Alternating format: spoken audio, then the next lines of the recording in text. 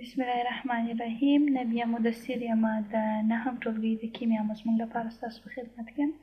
تېره ورځ په څلورم لوست کې موږ او تاسې د القان د سلسلې معمولي نوم ایښودنه وویله. نن راځو د القان د سلسلې ایوپاک نوم ایښودنه وایو. د ایوپاک نوم ایښودنې لپاره لومړی راځو د دوی هغه قوانین وایو چې د ایوپاک نوم ایښودنې لپاره کوم قوانین باید موږ او تاسې په نظر کې. لومړی کله چې موږ د ایوپاک نوم ایښودنه د یو مرکب لپاره کوو، اول خو داسې وایو چې د ټولو مرکبو د القان د سلسلې د ټولو مرکبونو هغه نوم ایښودنه موږ او تاسې وویله. موږ ویله چې نوم ایښودنه چې ده دا کولی سو چې په دوو طریقو سره یې سرته ورسو. لومړی موږ ویله چې د ایوپاک په طریقه سره یې سرته رسولی سو هغه وخت کې چې درلودونکی د ماویزې وي، او همدارنګه بل په عادي نوم ایښودنه یا په معمولي ډول سره موږ کولی سو چې د دوی نوم ایښودنه وکړو. معمولي نوم ایښودنه تېره ورځ موږ او تاسو وویله، نن راځو ایوپاک نوم ایښودنه وایو. کله چې موږ د یو مرکب ایوپاک نوم ایښودنه کوو، معنا د ایوپاک په طریقه سره یې نوم ایږدو، نو دغه قوانینو ته باید زموږ فکر وي. لومړی کله چې د یو مرکب ایوپاک نوم ایښودنه کوو، نو په لومړي سر کې اول د هغه مرکب اوږد ځنځیر انتخابوو. اوږد ځنځیر عبارت د هغه ځنځیر څخه دی چې درلودونکی د زیات کاربن اټومونه وي، زیات شمېر کاربن اټومونه وي.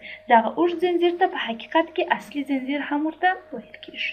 دویم کله چې مو اوږد ځنځیر انتخاب کړئ، کاربن اټومونو ته نمبر وهنه ورکوو یا دوی ته نمبرونه ورکوو. نمبرونه کاربن اټومونو ته د هغه ځای څخه راشروع کوو یا چیرته چې د ماویزه نږدې وي. معنا دا چې دغه مرکب چې په ایوپاک نوم ایښودنه سره یې موږ نوم ایږدو دا خامخا درلودونکی د یو ماویزې وي. نو کله چې د ماویزه ولري، نو د هغه ځای څخه د دې د کاربن اټومونو شمېره شروع کوو کومې خواته چې ماویزه نږدې وي.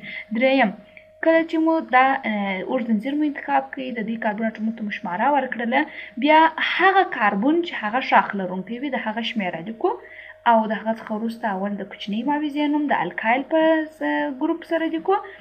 البته نوم ایښودنه یې باید د الکایل په ګروپ سره وي، او بیا د ټولو مرکب نوم لیکو په پای کې چې نوم ایښودنه یې باید د چی په طریقه سره وي، د الکان. د مثال په توګه سره راځو یو مرکب لرو، دلته دوه مرکبونه دي. یو مرکب چې دی هغه CH3 درلودونکی د C14H14 مالیکولي فورمول درلودونکی دی، یا دې ته هیګزان خپله هیګزان ورته ویل کېږي. دلته هیګزان په لومړي سر کې درلودونکی د یوه اوږد ځنځیر دی چې دی په حقیقت کې ماویزه نه لري. که چې د ایوپاک په نوم ایښودنه کې هغه مرکبونه چې ماویزه نه لري د هغوی خپل د القان په سلسلې سره نوم اخلو، په سر کې فقط د نارمل کلمه ورسره اضافه کوو. اوس د دې مرکب نوم چې دی هغه نارمل هیګزان دی، د ان توری بیا د ډش علامه او د هیګزان خپل نوم. خو کله چې یو داسې یو مرکب وي چې هغه درلودونکی د ماویزې وي، لکه دلته چې موږ ګورو CH3 رابطه CH چې CH خپله د CH3 سره رابطه لري، همدارنګه رابطه CH2 رابطه CH2 دا CH2 چې دی هغه خپله یو ماویزه لري، CH2 رابطه CH3. اوس په دې ځای کې لومړی موږ اوږد ځنځیر انتخابوو. اوږد ځنځیر هغه ځنځیر دی چې درلودونکی د زیات شمېر کاربن اټومونه لري. اوس که چیرې موږ اوږد ځنځیر داسې انتخاب کړو چې دا یو کاربن شو، دا دوه کاربنه، دا درې شوه، دا څلور شوه، دلته که چیرې داسې انتخاب کړو دا چې سوله درلودونکی د څلورو کاربنو شو. که چیرې اوږد ځنځیر د دې ځای څخه راشروع کړو چې یو کاربن، دوه کاربنه، درې شوه، څلور، پنځه، شپږ، دلته باره دغه څه رقم راځي، یو اوږد ځنځیر راځي. نو راځو موږ اوږد ځنځیر چې دی هغه خپله دغه ځنځیر انتخابوو، ولې ځکه دغه ځنځیر درلودونکی د زیات شمېر کاربن اټومونه دي.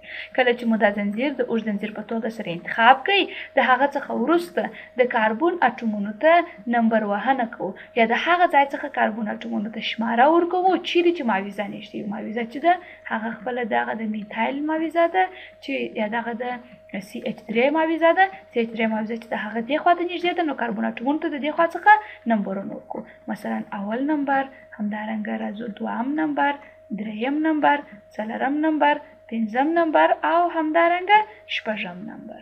کله چې مو نمبر وهنه ورته وکړله، د هغه څخه وروسته د هغه کاربن شمېره لیکو کوم چې شاخ لرونکی وي، د هغه کاربن شمېره لیکو کوم چې شاخ لرونکی وي.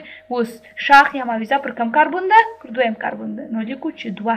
د هغه څخه وروسته عدد او عدد په کاما جلا کوو، خط او عدد په ډش سره جلا کوو. نو د ډش علامه ورکوو، د هغه څخه وروسته لومړی د کوچنۍ ماویزې بیا د غټې ماویزې هغه نوم لیکو. اوس موږ دلته یوه ماویزه لرو او دغه ماویزه چې د خپله د CH3 یعنې د میتایل ګروپ دی.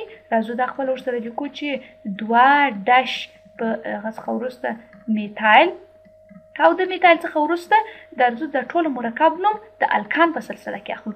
دغه ټولو مرکب درلودونکي د 6 کاربونه دی. نو هیګزا 6 ته په پای کې د AND کلمه ورسره اضافه کوو، دا یې هیګزان.